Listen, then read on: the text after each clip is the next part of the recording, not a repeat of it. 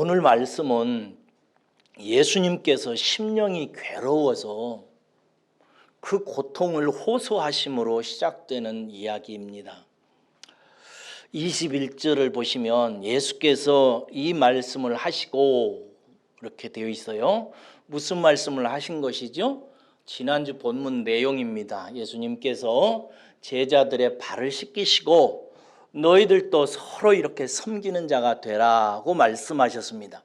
이 말씀을 하시고 예수님이 심령이 괴로워 증언하여 이렇게 시작합니다. 여기서 괴롭다라고 하는 말은 영혼이 흔들린다는 뜻을 갖고 있습니다. 예수님의 영혼이 몹시 격동하고 흔들리고 있습니다. 증언하여라고 하는 이 말은 매우 엄중해서 그 엄중한 상황에 대한 경고나 선언을 할 때 사용되는 단어입니다. 예수님께서 지금 영혼이 몹시 힘들고 고통스러워서 흔들리며 지금 상황이 얼마나 엄중한지를 생각하시면서 제자들에게 경고하시고 또 선언하시면서 하시는 말씀입니다. 그렇기 때문에 그 뒤에 보면 이르시되 진실로 진실로 내가 너희에게 이르노니 라고 하셔요. 이런 표현들은 아주 중요한 말을 할 때 한다고 그랬습니다. 정말 중요한 말을 내가 너희들에게 경계하며 이르느니 잘 들으라고 하는 것입니다. 그러면서 하시는 말씀이 너희 중에 하나가 나를 팔리라 라고 말씀하십니다. 너희 중에 하나가 누구인지 여러분들은 다 아실 것입니다. 가룟 유다지요. 12 제자 중에 하나인 가룟 유다가 예수님을 이제 배반하고 은 30에 예수님을 팔아버릴 것을 말씀하고 계신 것입니다.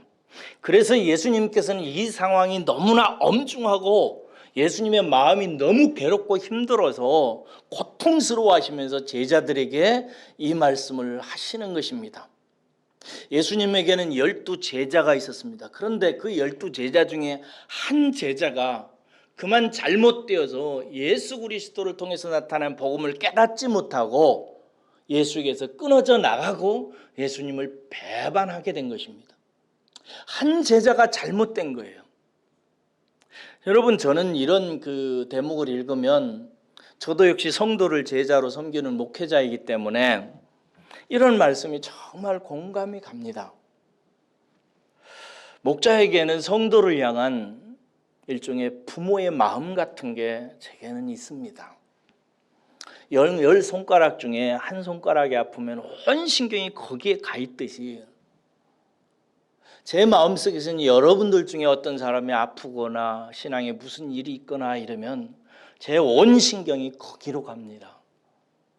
이렇게 주일날 아침에 찬송을 할 때도 제 신경은 우리 가족들이 다 나오기를 바라는 마음으로 가득 차 있습니다.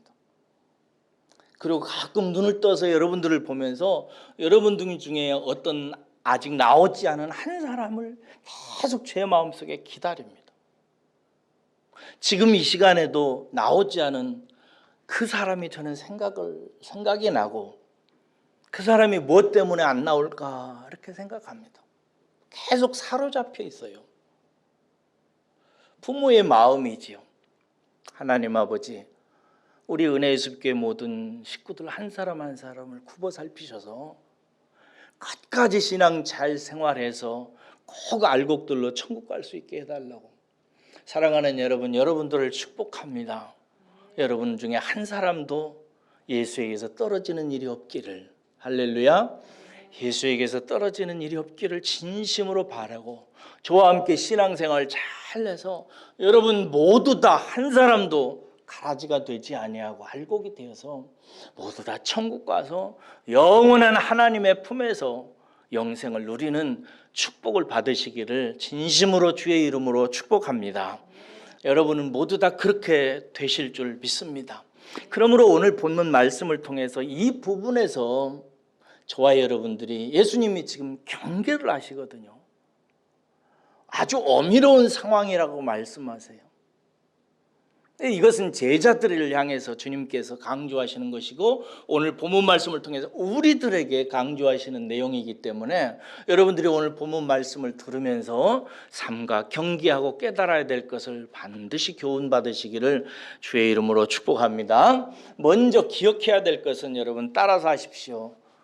내 영적 실상은 다른 사람이 모른다. 다시 한번요. 내 영적인 실상은 다른 사람은 모른다. 여러분 한 사람 한 사람이 영적으로 어떤 상태에 있는지는 옆 사람이 모릅니다. 다른 사람이 몰라요. 그래서 다른 사람이 어떻게 쉽게 도와줄 수가 없습니다. 여기 보면 주님께서 한 제자가 배신한다고 하자 다들 당황하잖아요. 그러면서 서로 누군지 살펴봤다고 이렇게 나와 있습니다. 22절에 보면 서로 보며 이렇게 하고 의심하더라 이렇게 맞춰집니다. 서로 쳐다보면 서로 의심하는 거예요. 저놈이 아닌가 혹시 저거 아니야? 그러면 딴 사람 쳐다보고 있는 거예요. 이때 베드로가 예수님의 품에 기대어 있는 요한에게 고갯짓을 하기 시작합니다. 물어보라고. 우리 잘 모르겠으니까 네가 주님 품에 지금 기대고 있으니까 가까이 있으니까 네가 주님한테 좀 누구인지 물어보라고 고갯짓을 물어보라고 시킵니다. 그러자 예수님의 가슴에 의지해 있던 요한이 이 표현도 참 좋지요. 이것은 특별히 어떤 사람은 이상한 소리 하고 그러는데 옛날에 식사 습관은 요즘의 식사 습관하고는 좀 달랐습니다.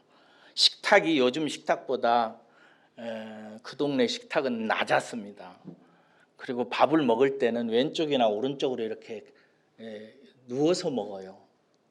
그래서 옆 사람과 가까이 이렇게 얼굴을 대기도 하고 가슴을 대기도 하면서 식사를 해요. 근데 요한은 주님 가까이 있는 거죠. 그 주님 가까이 있는 요한에게 베드로가 누구인지 물어보라고 그래요. 그러자 요한이 누구냐고 묻지요.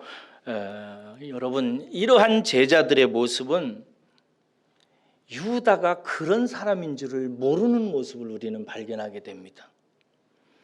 유다가 배신하고 배반할 줄은 다른 제자들 누구도 지금 모르는 거예요. 그러니까 유다의 믿음의 실상, 유다의 영적인 실상은 3년이나 넘게 함께 지낸 다른 제자들도 유다가 예수를 팔아넘길 줄을 배신할 줄은 아무도 몰랐다는 것을 보여줍니다. 여러분 어떤 사람의 영적인 실상을 옆에서 누가 왜 모를까요? 왜 그럴까요? 모릅니다. 왜 그럴까요? 그가 가라지이기 때문에 그렇습니다. 가라지는 알곡하고 비슷해요. 제가 언젠가 두어 차례 얘기했는데 저도 시골에서 자라면서 벼하고 가라지하고 구별을 하는 법을 잘 몰랐습니다.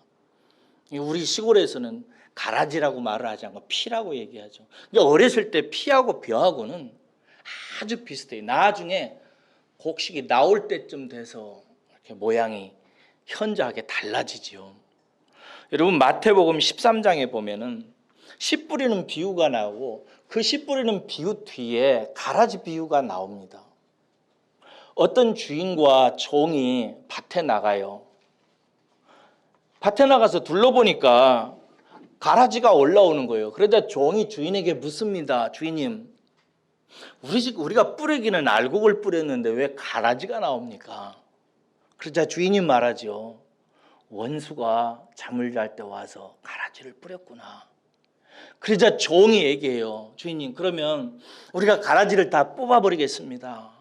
라고 하니까 주인이 말하기를 내버려 두어라. 추수 때까지. 가라지 뽑다가 알곡까지 뽑을까 염려하노라 라고 얘기해요. 여기서 종들은 오늘날로 말하면 목사와 비슷하죠. 혹은 천사일 수도 있고요. 제가 주님한테 우리 교회를 이렇게 섬기면서 주님, 이 성도는 아닌 것 같습니다. 이 성도 내쫓아버려야 되겠습니다. 가라진 것 같습니다. 이렇게 얘기할 수 없다는 거예요. 제가 잘 몰라요. 짐작은 하지만 모릅니다. 괜히 저한테 그런 그 심판권을 예수님께서 저에게 준다면 멀쩡한 알곡 내쫓을 수가 있어요. 그러니까 일단 내버려 놔두라. 심판 때 내가 할 테니까 내버려 놔두라는 거죠. 이것은 뭘 의미해요? 목사도 천사도 옆 사람도 권사님도 집사님도 나의 실상은 모르는 것입니다. 왜 그래요? 겉으로 너무 비슷하기 때문입니다. 이렇게 함께 모여서 예배하고 찬송하고 기도하고 헌금 드리고 함께 신앙생활하는데 그 사람을 누가 가라지라고 생각하겠어요? 그냥 함께 묻어가는 것입니다. 그러니까 옆에 어떤 사람이 나를 그런 부분에서 도와줄 수 있다고 생각하지 마세요. 목사의 집안의 아들과 딸들은 우리 아빠는 목사니까 나도 천국 간다? 그런 거 없습니다. 우리 엄마 아버지 신앙 좋고 집사님이고 권사님이고 나를 위해서 많이 기도한다? 그런 거 없습니다. 옆에서 어떻게 할 수가 없습니다. 두 번째는요, 더 심각한 것은 그 다음입니다. 따라서 하십시다. 나의 실상은 나도 모른다. 다른 사람이 나의 실상을 모를 뿐만 아니라 내 신앙이 어떠한지, 내가 어떤 상태인지는 누구도 모른다? 자기 자신도 몰라요. 정확하게 얘기하면. 26절에서 27절 보십시오. 제가 먼저 읽겠습니다. 예수께서 대답하시되 내가 떡 한 조각을 가져다 주는 자가 크니라 하시고 곧 한 조각을 적셔서 소스에 적셔서 가룟 시몬의 아들 유다에게 주세요. 그러자 조각을 받은 후 곧 사탄이 그 속에 들어간지라. 이에 예수께서 유다에게 이르시되 네가 하는 일을 속히 하라 하시니 이렇게 되어 있습니다. 주님께서 요한에게 대답하세요. 내가 떡 한 조각을 가져다가 주는 자가 나를 팔자다라고 얘기하세요. 그래서 예수님께서 한 조각을 수프에 찍었겠죠. 수프에 찍어서 빵을 유다에게 줘요. 그러자 성경은 놀라운 이야기를 남깁니다. 뭐라고 하냐면 조각을 받은 후 곧 사탄이 그 속에 들어간지라라고 되어 있어요. 근데 여기서 들어갔다라고는 이 헬라 말은 무슨 뜻을 갖고 있냐면요, 사탄 혹은 마귀에게 사로잡혀서 조종당하는 상황을 얘기하는 것입니다. 옛날에 우리말에 이런 말이 있죠. 귀신 들렸다 이러죠. 그렇죠? 귀신 들리면 어떻게 되는 거예요? 그가 자기의 생각과 자기의 평상의 생각을 따라서 살 수 있나요, 없나요? 없어요. 귀신이 움직이게 하는 대로 움직이기 시작합니다. 그럴 때 쓰는 말이에요. 예수님께서 떡 한 조각을 줬을 때 그때 사탄은 더 이상 가룟 유다가 다른 생각을 할 수 없도록 그를 사로잡아 버린 것입니다. 그래서 가룟 유다는 자기가 하는 행동을 자기가 알지 못하는 거예요. 가룟 유다는 이 순간에 인격이 마귀 사탄에게 사로잡힌 거죠. 이렇게 사로잡히면 틀림없이 가룟 유다의 인격은 가룟 유다가 자기가 주체적으로 움직이는 것인데, 그래서 자기가 생각하고 자기가 말하고 자기가 행동한다고 하지만 실상은 누가 한다는 거예요? 사탄이 한다는 것입니다. 사로잡힌 사람은 자기가 사탄의 종인지 사탄이 하라고 하는 대로 하는지 알 수가 있다 없다 몰라요. 그래서 교회에서도 성도가 마귀짓을 하는 것입니다. 자기는 자기의 생각과 자기의 행동을 따라서 자기 판단으로 한다고 하는 거예요. 심지어는 교회를 위해서, 주님을 위해서. 그러나 실제는 사로잡힌 상태가 될 수 있다는 사실을 우리는 기억해야 됩니다. 여러분, 예수님께서 십자가에 달려 죽으신다는 소식을, 이야기를 제자들에게 하신 적이 있죠. 내가 사흘 후에 십자가에 달려 죽어서 사흘 후에 다시 살아날 것이다 라고 말씀하시니까 베드로가 예수님을 데리고 따로 떼가지고 끌고 가죠. 그래가지고 예수님 보고 그럴 수 없다고, 제 상상입니다만 예수님 멱살을 붙잡고 무슨 소리를 하냐고 막 혼을 냅니다. 예수님. 그저 베드로가 뭐라죠? 사탄아 물러가라. 너는 사람의 일을 생각하는도다.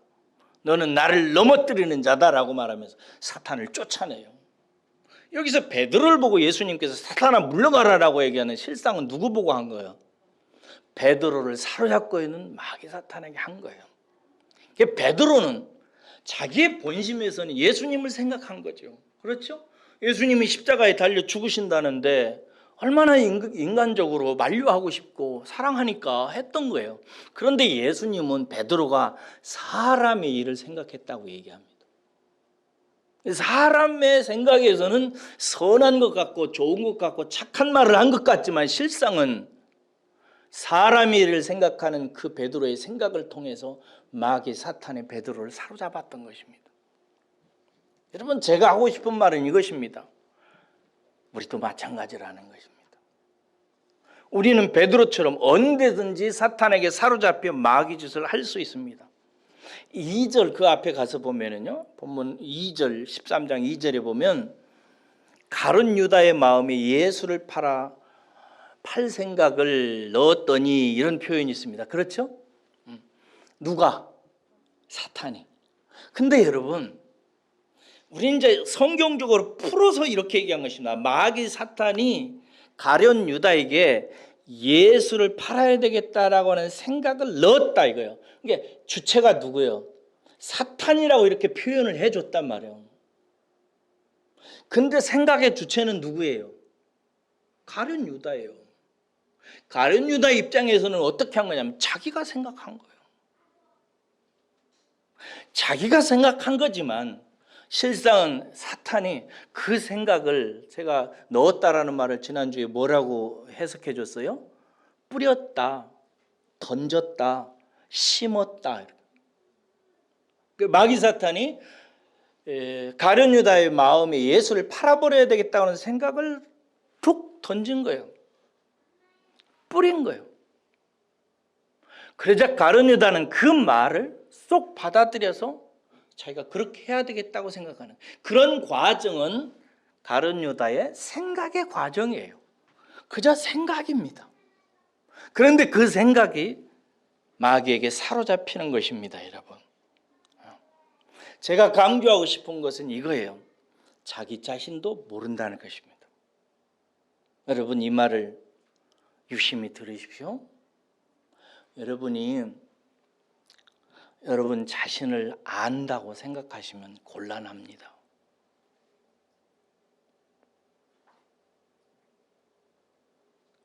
그 사람은 아직 깨닫지 못한 사람이에요.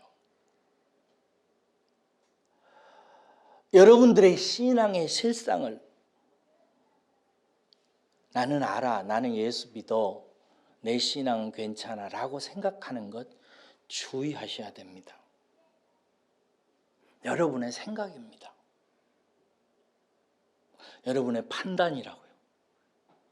우리의 생각과 판단은 그렇게 많이 맞는 경우가 없습니다. 그래서 그냥 내 생각에, 내 판단에, 신앙생활하면서 나는 천국 갈 수 있어, 내 믿음은 진짜야, 내 믿음은 하나님이 인정하시는 믿음이야 라고 생각할 수 있어요. 왜? 교리가 있으니까. 예수님이 나를 위해서 죽었고 예수님은 그리스도시고 이런 것들 알으니까. 그러나 여러분, 그런 교리를 따라서, 잘 들으셔야 돼요. 교리를 따라서 자기가 그렇게 생각한다고 해서 그 사람이 그런 신앙을 갖고 있느냐 하는 것하고는 달라요. 그러면 무엇을 통해서 아는가? 내 신앙의 실상은 무엇으로 나타나는가? 이 말을 잘 들으세요. 열매로 나타납니다.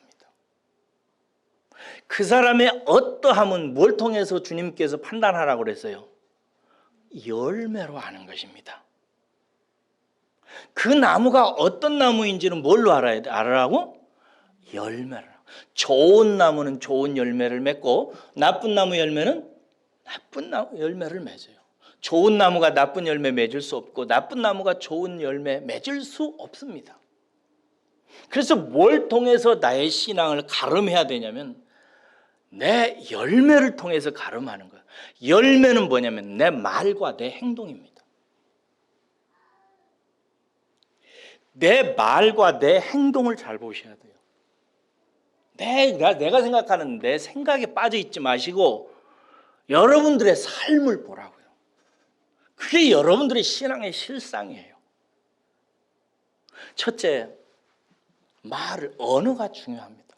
언어는 내 속에 있는 것들이 바깥으로 나오는 가장 대표적인 열매들입니다.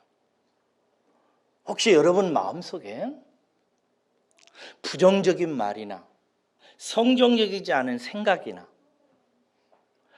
성경이 지지하지 않는 가치관이나 생각이나 이런 것들이 입술에서 자주 나오거나 하는 것은 여러분들이 사실은 속에 성경적인 진리가 거하지 않는다는 사실을 보여줍니다.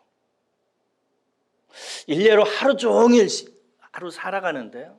하루 종일 예수에 대해서 생각도 안 하고 말도 안 하고 사람들에게 신앙생활에 관련된 성경적인 얘기를 한마디도 하지 않고 하루 종일 산다. 그 예수에 대한 언어가, 신앙적인 실상의 언어가 입 바깥으로 나오지 않는다. 여러분의 실상은 내면에 예수가 없습니다.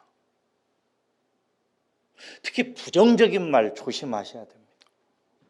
특히 막 분을 내거나 화를 내거나 이럴 때 여러분의 입술에서 나오는 그 말을 꼭 기억하셔야 됩니다. 다 화냅니다. 저도 화내고 분내고 싸우고 그러죠. 그때 여러분의 입술에서 나오고 여러분 속에서 터져 나오는 것을 잘 보셔야 됩니다. 중요합니다, 여러분. 제가 인상적인 영화로 봤던 영화 중에 하나가 곡성이라고 하는 영화가 있어요. 혹시 보셨나요? 추천하지는 않습니다. 되게 무서워요. 곡성이라고 하는 영화인데 이 곡성이 어디냐면 전라남도 곡성이에요. 이 영화를 만든 나홍진이라고 하는 감독이 이 곡성 출신이더라고요. 자기 동네 이야기를 한 거예요. 이 곡성이라고 하는 동네 영화에 어떻게 시작되냐면 일본 한 이상한 사람이 이사를 와요. 근데 이 일본 사람이 괴상하게 생긴 사람인데 하여튼 이사 오자 사람이 막 죽고 귀신 들고 그래요. 그러니까 사람들이 그 일본 사람을 의심하기도 하고 또 딴 사람도 막 의심하기도 하고 온 동네가 막 서로 의심해요. 그래가면서 동네가 이렇게 미쳐 돌아가는 거예요. 막 사람이 죽고 미치고 막 귀신 들리고 막 이러는 거예요.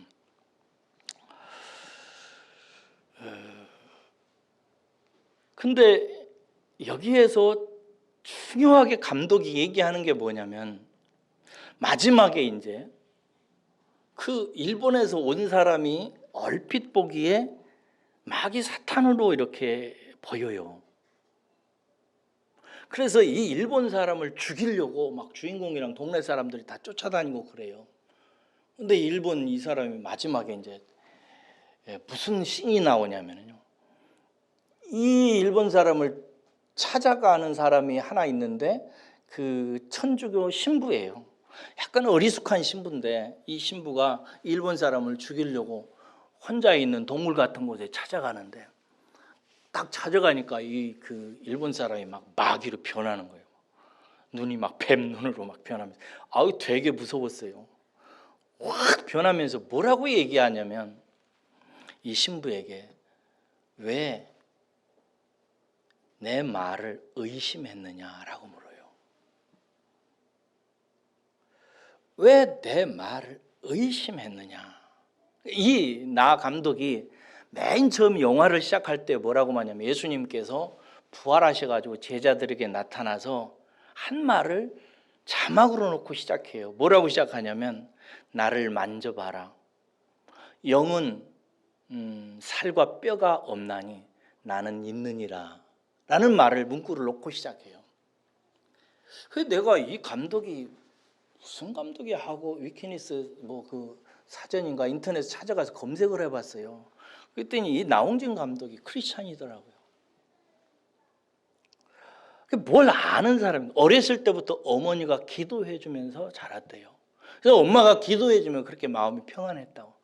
영적인 일에 대해서 뭔가 좀 좀 아는 사람 같아요. 그런데 그 후에 영화들을 보면 좀 심란하기도 해요. 좀 이상한 영적인 지저분한 영화를 만들기도 하는데, 근데 하여튼 이 감독이 마지막에 이 하는 카피가 중요한 거예요. 무슨 얘기를 하려고 하느냐? 마귀 사탄은, 영적인 세력들은, 어둠의 세력은 불신을 먹고 자기 자신의 나라를 확장시킨다는 거예요.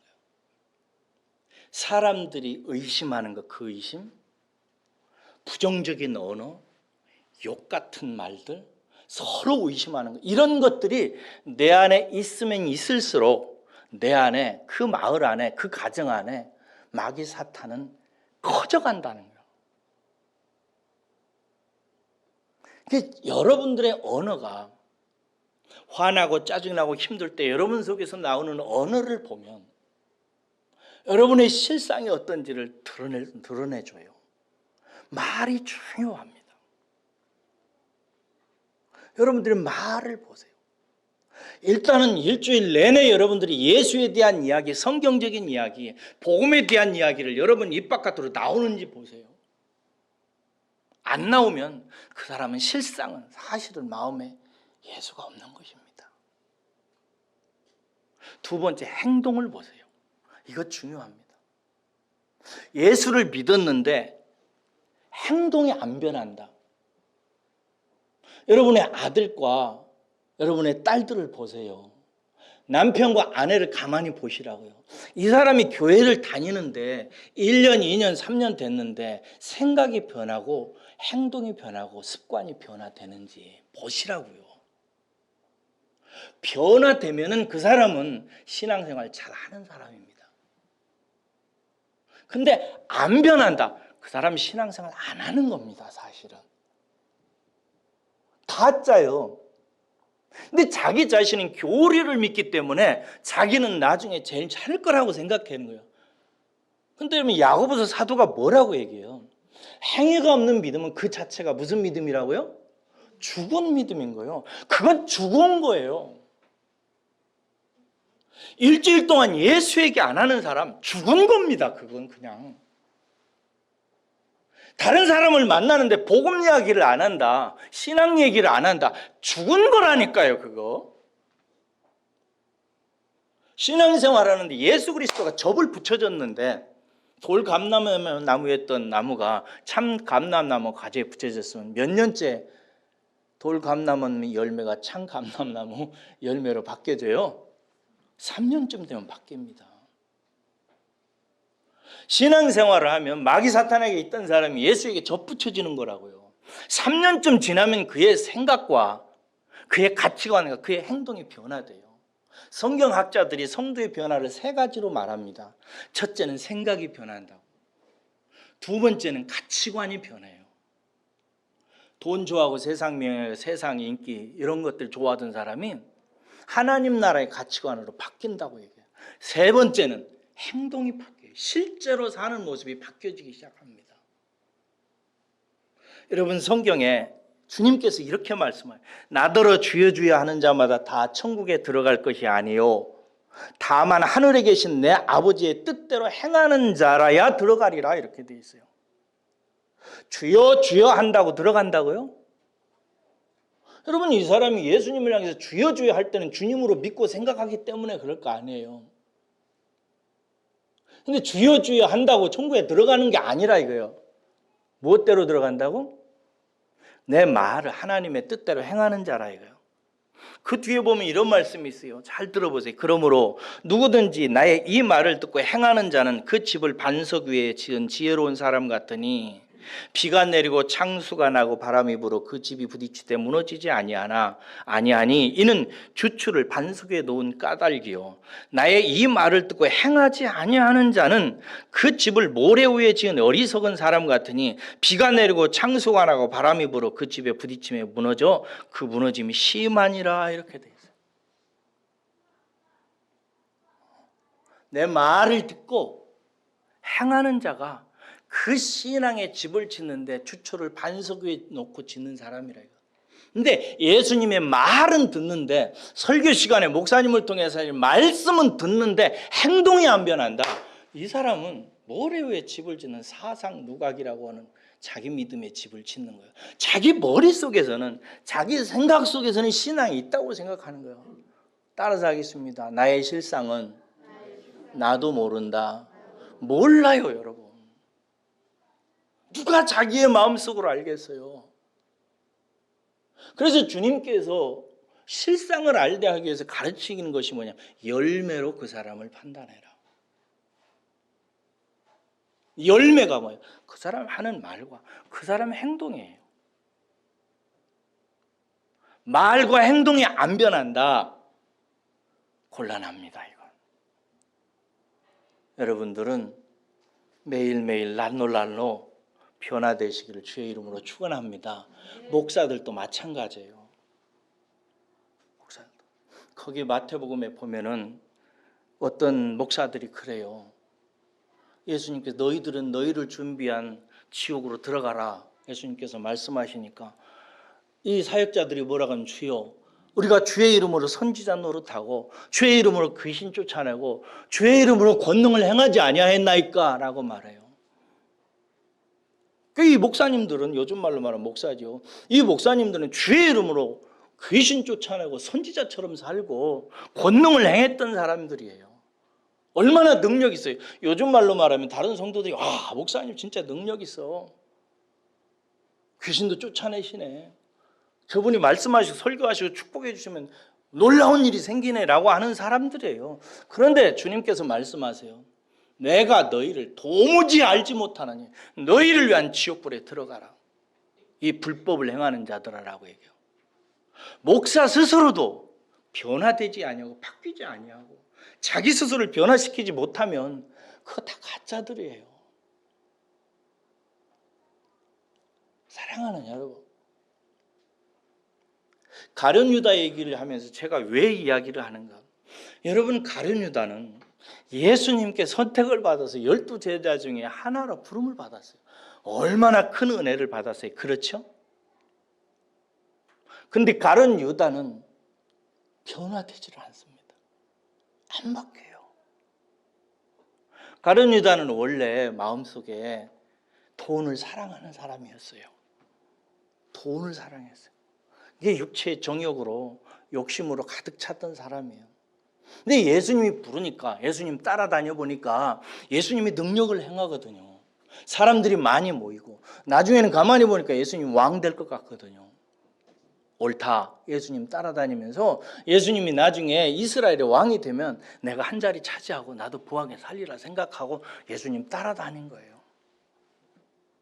그러면 예수님을 따라다니면서 예수님께서 하시는 말씀을 들으면서 깨닫고 그가 변화되어져 바뀌어야 되잖아요. 그의 그런 생각도 바뀌고 그의 돈을 사랑하는 가치관도 바뀌고, 그렇게 그 또 성경에 보면은 몰래 재정집사가 돼가지고 재정을 담당해가지고 몰래 돈도 이렇게 빼돌리고 그랬다고. 그러면 그런 행동도 이제 하지 않고 그렇게 행동의 변화가 와야 되잖아요. 근데 3년 반 동안 되는 동안 가룟 유다는 변화가 안 옵니다. 안 와요. 끝까지 어떻게 해서 내가 예수님을 믿어가지고 예수님을 의지해가지고 예수 이름으로 내가 어떻게 출세할까 늘 생각하는 거예요. 그 생각 속에 머물러 있는 가룟 유다를 사탄이 내버려 놔두겠어요? 그 육체의 욕망에 사로잡혀 있으니까, 그 육체의 욕망에 사로잡힌 가룟 유다에게 어느 날 사탄이 예수 팔아라 생각을 툭 던지는 거예요. 왜? 이제 예수 죽게 생겼는데 조금이라도 챙겨야 되지 않겠느냐. 그러니까 그 말 듣고 가룟 유다는 그냥 예수를 팔아버려요. 누구가 하는 거예요? 마귀 사탄이 하는 거예요. 여기 본문 말씀에 보면 예수님께서 가룟 유다에게 너는 네 일을 속히 하라고 그러죠. 묵상해 보셨나요? 누구에게 하는 말 같아요? 가룟 유다에게? 사탄에게 하는 말이에요. 일 속히 해라.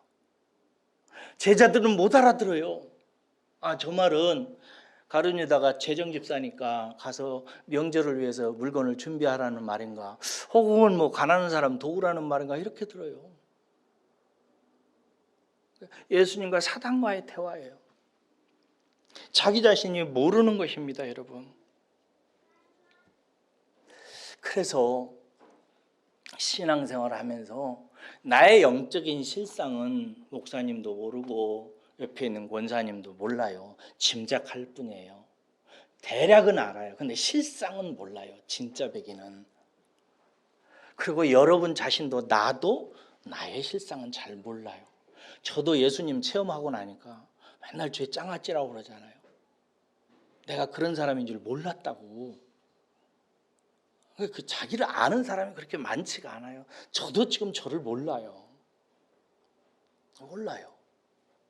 그러니까 내가 내 자신을 안다고 생각하지 마세요. 그 자기 생각과 판단을 믿는 것입니다. 그렇게 생각하지 마시고 열매를 보세요. 여러분이 일주일 동안 하는 말 언어들을 보시라고. 신앙적인 생각과 말과 언어가 나오는지, 찬송을 하고 있는지, 기도를 하고 있는지. 기도하세요? 네, 기도하셔야 돼요. 만약에 기도 안 하잖아요. 그 사람이 예수님 안 믿는 사람이거든요. 하나님 안 믿는 사람이에요, 그 사람은. 근데 자기는 그냥 하나님이라는 존재를 머릿속에 생각하고 믿는다고 생각하고 있을 뿐이에요. 그 결과가 어떻게 드러나느냐? 행위로 나타나요. 변화가 안 되는 거예요. 신앙생활 1년, 2년, 한 10년 했으면요, 온 자기 인생을 바쳐서 하나님 나라와 영광을 위해서 쏟아부을 마음에서 솟구쳐야 됩니다.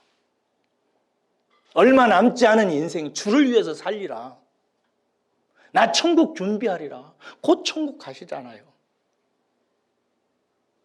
나 천국 갈 거 이제 대비해야 된다라고 생각하고 성도 사랑하기를 자기 몸처럼 사랑하기 시작하고 열심히 전도하고 찬송하고 기도하고 교회 섬기고 세상에 복음 전하고 하는 일에 나름대로 결심이 생기고 그걸 위해 자기 자신을 쏟아 부어야 된다고. 근데 매일 교회는 왔다 갔다는 안 변하는 거예요. 왜 그러는 거예요? 그냥 자기 생각에, 자기 마음속에 그렇게 생각할 뿐이에요. 언어와 행동을 보시라고요. 그게 열매예요. 그걸 보고 판단하는 거예요. 여러분, 신앙생활 할 때 누구나 다 처음에는 가룟유다처럼 시작합니다. 우리가 예수 믿을 때 어디 나 희생해서 하나님 나라 위해서 일하려고 믿나요? 아니죠. 나 지옥에서 천국으로 옮겨놓으려고, 나 복 받으려고, 나 건강하려고 다 신앙생활 그렇게 시작합니다. 처음에는 다 누구나 기복주의적이고 신비주의적이고 율법주의적이고 그렇습니다. 그런데 신앙생활 하면서 예수님의 진리의 말씀을 들으면서 생각과 가치관과 행동이 변화되어져야 되는 것입니다. 바뀌어지는 거예요. 그의 삶이 천국을 보기 시작하고 천국을 준비하고 천국을 예비하는 삶으로 자꾸 바뀌어져 가는 거예요. 그런데 가룟유다는 그게 안 되는 것입니다. 오늘 본문 말씀에서 제가 말씀의 제목을 가룟유다에 뭐라고 붙였어요? 밤이라고 했습니다. 가룟유다의 밤이에요. 지금 예수님께서 그 식사를 하시고 가룟유다에 이 말을 하는 지금 이 시각은 밤이 맞습니다. 근데 요한이 밤이라고 할 때는 중의적으로 쓰는 거거든요. 다른 뜻도 그 속에 포함시켜서 사용해요. 요한이 요한복음에서 밤이라고 할 때는 어두운 영적 상태, 어두운 영적 삶을 의미합니다. 그러니까 가룟유다는 지금 깊은 어둠 속에 있는 거예요. 어두운 영적 상태는 다른 말로 말하면 자기의 생각과 자기의 판단으로 자기 인생을 살아가는 거예요. 그 사람은 어둠 속에 있어요. 예수님이 빛이잖아요. 예수님의 말씀 앞으로 나오라고 하잖아요. 빛으로 나오라고. 끊임없이 예수님의 말씀 앞으로 나와서 말씀을 통해서 내 영혼의 어둠을 깨닫고 내 영혼의 어둠을 버리고 말씀을 통해서 깨닫고 진리 가운데 살아가죠. 그게 낫지요. 가룟유다의 인생은 한마디로 말해서 밤이었어요. 그냥 육체의 욕망에 사로잡혀서 그 욕망을 따라서 자기의 생각과 판단과 결단을 조금도 내려놓지 아니하고 일생을 그렇게 삽니다. 마지막까지 어둠 가운데 끝납니다. 왜 그런가? 그가 어둠을 사랑했기 때문이라고 요한은 얘기하죠. 사랑하는 여러분, 여러분들은 빛 가운데 나오시기를 주의 이름으로 축원합니다.